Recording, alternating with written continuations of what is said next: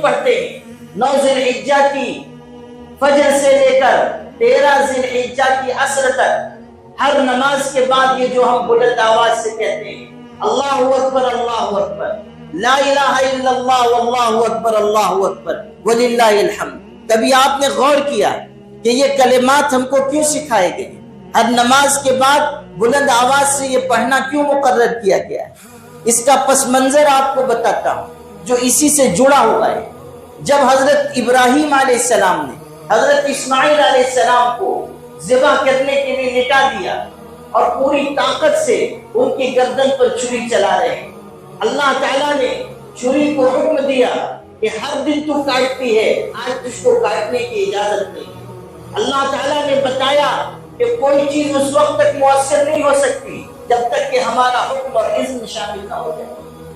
چھری کو حکم ہوا، کاٹنا نہیں، یہ تو اپنی طرف سے ذبح کرنے کی پوری کوشش کر رہے ہیں لیکن گردن کٹی نہیں۔ اور ادھر حضرت جبریل علیہ السلام کو اللہ نے حکم دیا کہ جنت سے ایک میڈھا لے کر جاؤ، اسماعیل کی جگہ اس کو لٹاؤ، یہ فدیہ ہوگا، اسماعیل کی طرف سے یہ ذبح ہوگا۔ آزمائش مقصود تھی، اسماعیل کو ذبح کروانا مقصود نہیں تھا، آزمائش اور امتحان مقصود ہے۔ وہ ادھر سے میڈھا لے کر آ رہے ہیں، حضرت ابراہیم ادھر ذبح فرما رہے ہیں۔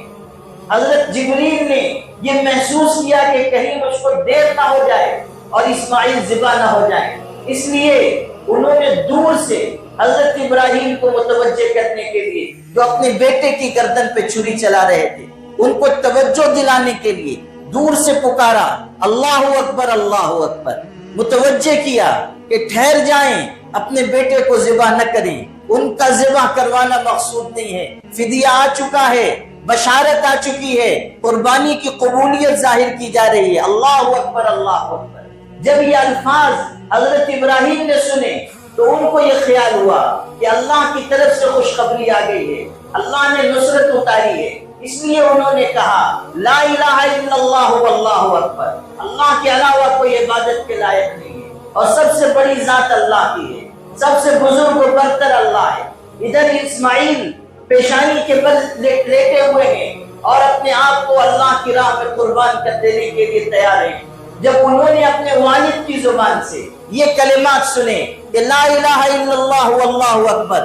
تو انہوں نے بھی سمجھ لیا کہ اللہ تعالیٰ نے میرے لیے مدد و نصرت اتاری ہے، بشارت اتاری ہے، اس لیے انہوں نے کہا اللہ اکبر وللہ الحمد، اللہ تو سب سے بڑا ہے، تمام حمد اور تعریف تیرے لیے ہے۔ اللہ تعالیٰ نے اپنے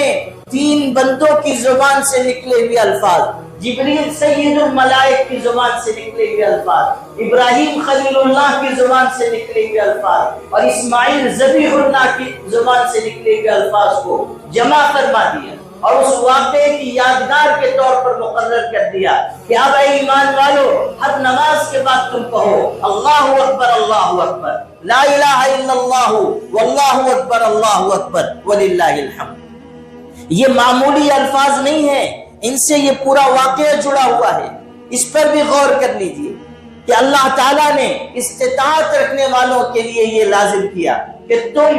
جانور لاؤ، اس کو قربان کرو، اور یہ تمہارے باپ ابراہیم اور حضرت اسماعیل کی قربانی کی یادگار ہے۔ حضور نے فرمایا تھا سنت ابیکم ابراہیم، یہ قربانی تمہارے باپ ابراہیم کی یادگار ہے، یہ ان کا طریقہ ہے، یہ ان کی محبت جانثاری کی ایک مثال ہے، قیامت تک کے لیے ان کی محبت کو، ان کے اخلاص کو، ان کی قربانی کو یادگار بنایا گیا ہے۔ اس لیے جن کو استطاعت ہے وہ تو جانور لائیں، اس کو اللہ کی راہ میں قربان کریں، اس جذبے کے ساتھ کہ آج ہم جانور قربان کر رہے ہیں، اگر ضرورت پڑی اپنا مال، اپنی جان، اپنی اولاد قربان کریں گے، لیکن ہر شخص ایمان والوں میں سے یہ استطاعت نہیں رکھتا کہ وہ قربانی کا جانور پیش کرے۔ اب وہ اس واقعے کی یادگار کیسے تازہ کرے گا، اس واقعے کی یادگار کو کیسے زندہ رکھے گا؟ اللہ نے ایسے تمام لوگوں کے لیے جن کو استطاعت نہیں ہے، جن کے پاس سہولت نہیں ہے، اللہ نے یہ تکبیر تشریق رکھی کہ تم بھی قربانی کے اس واقعے کو یاد کرو، ہر فرض نماز کے بعد پکار کر کہو اللہ اکبر لا الہ الا اللہ واللہ اکبر وللہ الحمد۔ آپ غور کیجئے کہ کس طرح اللہ نے اس واقعے کی یادگار کے طور پر یہ مبارک الفاظ و کلمات ہمارے لیے مقرر کر دی کہ 9 ذی الحجہ کی فجر سے لے کر 13 ذی الحجہ کی عصر تک ہر نماز کے بعد بلند آواز سے کہو. عورتیں آہستہ سے کہیں، گھروں میں کہیں، نماز مکمل ہو یہ الفاظ یہ تکبیرات اپنی زبان سے ادا کی جائیں. کوئی آدمی آیا 1-2 رکعت اس کی چھوٹ گئی، جب وہ سلام پھیرے گا وہ بھی پھر تکبیر کہے گا. تکبیر کہنا واجب قرار دیا ہے. جس طرح اہل استطاعت پر، صاحب نصاب پر قربانی واجب کی گئی، اسی طرح تمام مسلمانوں کے لیے، مردوں اور عورتوں کے لیے ہر نماز کے بعد تکبیر تشریف واجب.